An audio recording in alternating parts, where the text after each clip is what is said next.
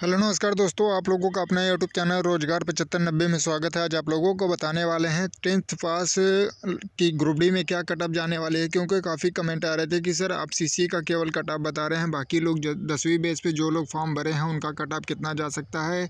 तो आप इसके बारे में पूरी एनालाइज करके बताइए, जिससे हम लोगों को जो डर बना है कि सिलेक्शन होगा या नहीं होगा, कितना कट ऑफ जाने के चांसेज हैं किस जोन में, तो आप लोग को हम इस वीडियो में पूरी जानकारी प्रोवाइड कराने वाले हैं कट ऑफ से रिलेटेड। तो आप लोग वीडियो में लास्ट तक बने रहिएगा। जो लोग चैनल पे पहली बार आए हैं, चैनल को सब्सक्राइब कर लीजिएगा, वीडियो को लाइक शेयर कर दीजिएगा।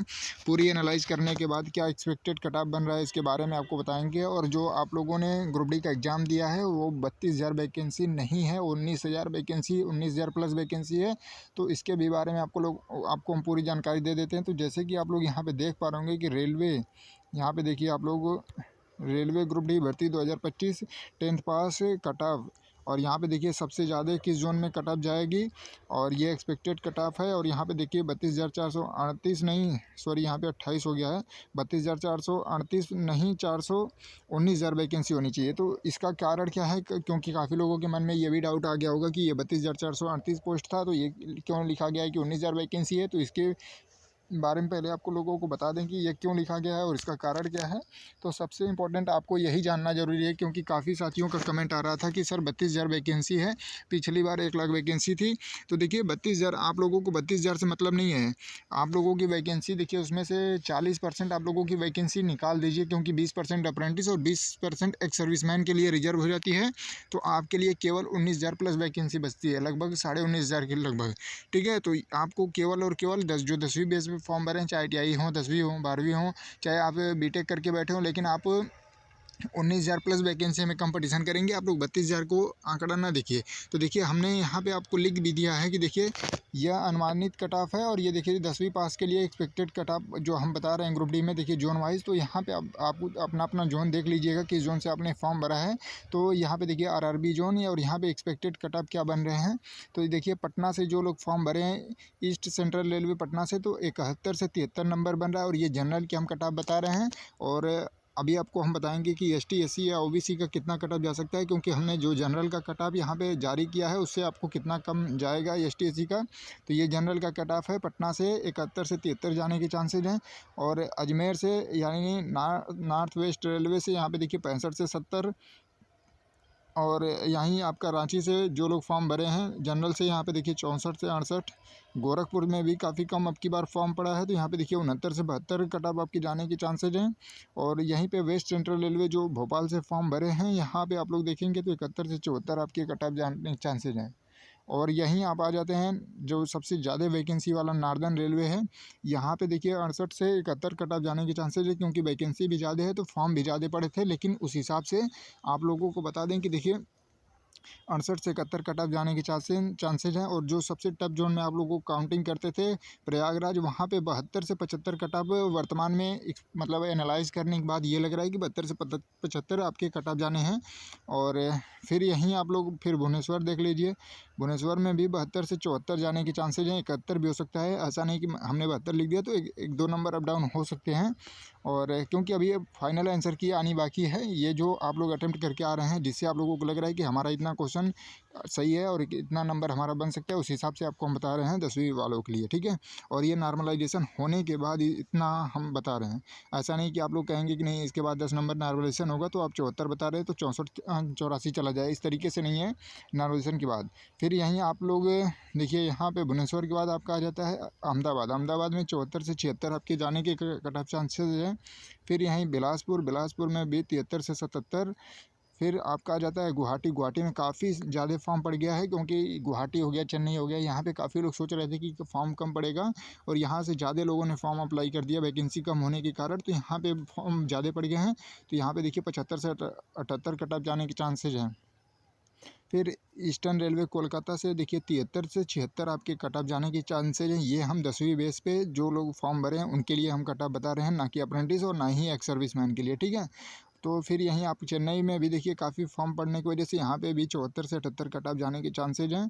और यहीं पे सेंट्रल रेलवे मुंबई 75 से 79, मुंबई में भी काफ़ी ज़्यादा वैकेंसी भी थी तो काफ़ी ज़्यादा फॉर्म पड़ चुके हैं मुंबई में। और ये सेंट्रल रेलवे मुंबई है।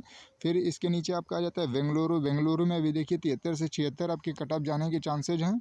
और बेंगलुरु के बाद सबसे लास्ट जोन आपका 18वां जोन आ गया। यहाँ पे देखिए सिकंदराबाद। सिकंदराबाद की सबसे हाई कट ऑफ जो है 80 से 83 आपके जाने के चांसेज हैं। तो आपको ये चीज़ें जो हमने आपको बताया, देखिए अगर आप ओबीसी से बिलोंग करते हैं तो जो हमने कट ऑफ बताया है, मान लीजिए 74 से 78 तो ओबीसी से हैं, तो आप 72 से 76 आप मान के चलिए, -2 कर लीजिए। अगर आप ST SC से बिलोंग करते हैं तो -4 करके आप चलिएगा, क्योंकि हमने ये जनरल का कट ऑफ बताया है। तो आप लोग ST SC से बिलोंग करते हैं तो आप -4, जैसे मान लीजिए यहाँ पे हमने 80 से 83 बताया, तो अगर आप 80 से बिलोंग करते हैं तो यहाँ पे आप मान के चलेंगे कि 80 का 76 से आपका 79 जाने के चांसेज हैं, इस तरीके से, ठीक है।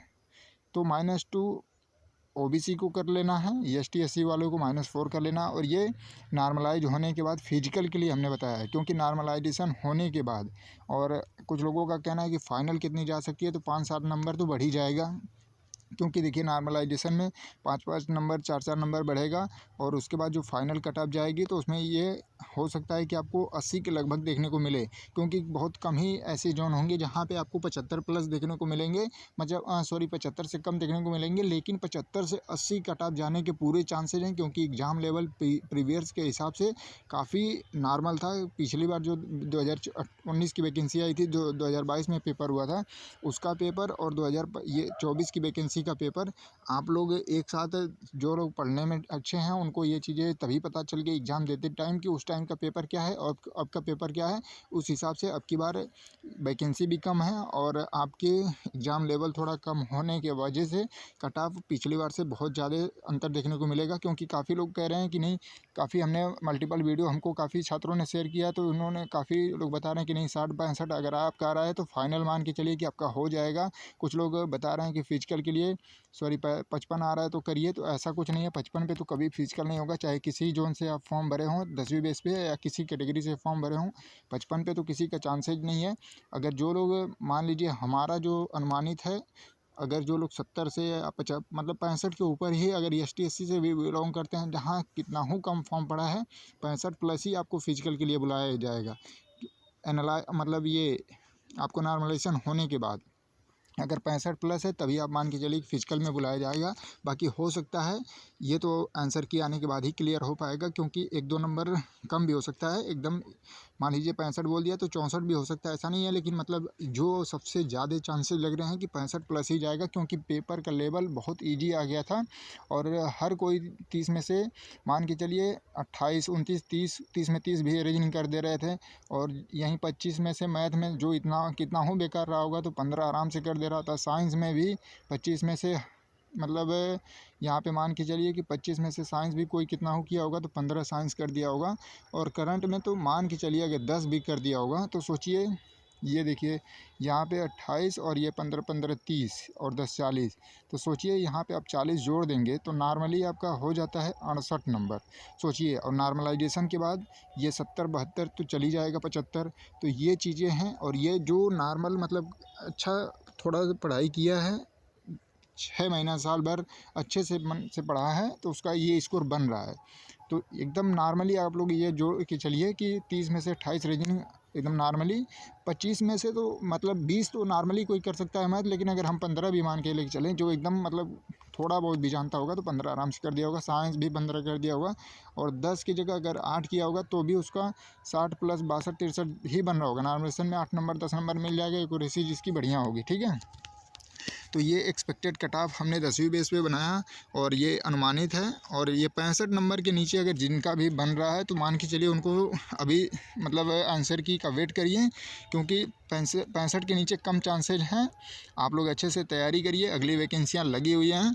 और बिल्कुल भी आपको हताश नहीं होना है, आपका इसमें नहीं होगा तो अगली वैकेंसी में हो जाएगा।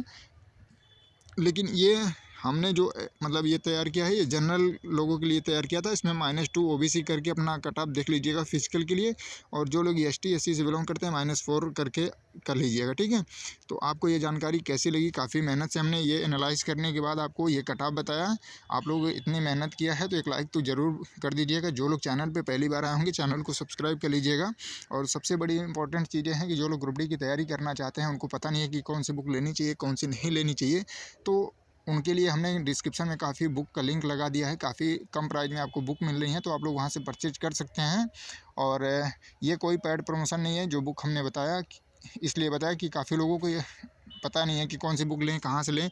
तो उसमें काफ़ी प्रीवियस हैं, एक्सपेक्टेड क्वेश्चन है, सारे कुछ उसमें दिए हैं।